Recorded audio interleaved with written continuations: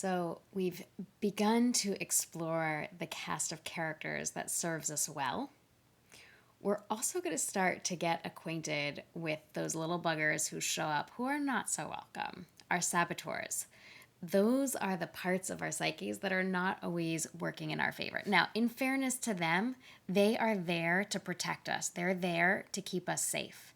These parts of our psyches are meant to keep us in our comfort zone and keep the status quo.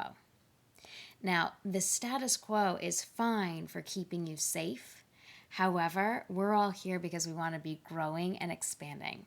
And to do that, what we need to do is we need to start developing language and again, a relationship with the aspects of ourselves that self-sabotage.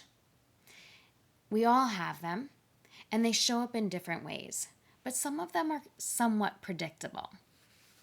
So, to get clear on one of the saboteurs that's predictable for you, we're going to rewind and go back into some old programming within you. So, I want you to think about a time when you were between 3 and 6 years old, when there was something that happened that felt really unfair to you. Something that did not sit right, something that felt like a real injustice to you. And now try to put yourself back in that situation. Again, try to visualize it, sense it, feel it, know what was going on in that moment, and go back to that child self, into that moment.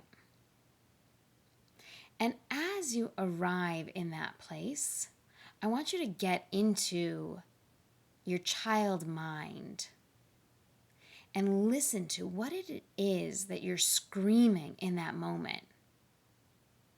What are you yelling inside your head about this very unfair situation? Whatever that childlike voice is likely deeply, deeply programmed into your psyche. And now that you've become aware of it, you'll start to see it everywhere. I'll give you an example. For me, the injustice that comes to mind was when I was probably 4 years old, sitting at my kitchen table, and I was being forced to share my sticker collection with a friend that was over for a play date. And the adult that was there with me was insisting that I give my friend my puffy sticker, which was my most prized and loved sticker of my collection. And inside my head, what I was screaming was, I shouldn't have to. And I can see now that that voice was serving me in a way. However, it's not still serving me. And yet, I notice that it comes up all the time. That's the same voice in my head when I need to take out my garbage.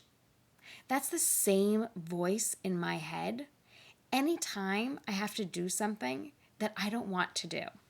I shouldn't have to.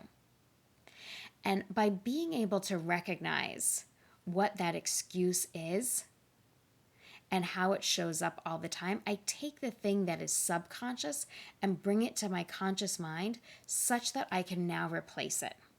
So now I've developed the habit of noticing I shouldn't have to and can easily replace it with I get to. So I shouldn't have to take out the garbage. Okay, Ashley, I hear you saying that. I get to take out the garbage. And then it clicks. Right, I get to. Instead of this being an obligation, something that feels unfair and unjust, I get to reframe it and say, my legs are strong, my arms are strong, I get to do this. And then someone is going to come and pick up my trash and take it to a place where I'm not going to have to smell it. And what an incredible infrastructure we have, and how thankful I am for my body that works well. And so I can easily and quickly shift the internal and very old programming that's still going to pop up again and again, but now I can address it consciously.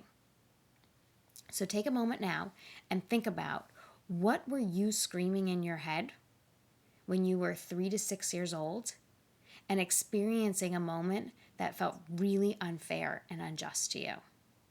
And then take a look at your life today and start noticing how that same anger, that same excuse is showing up.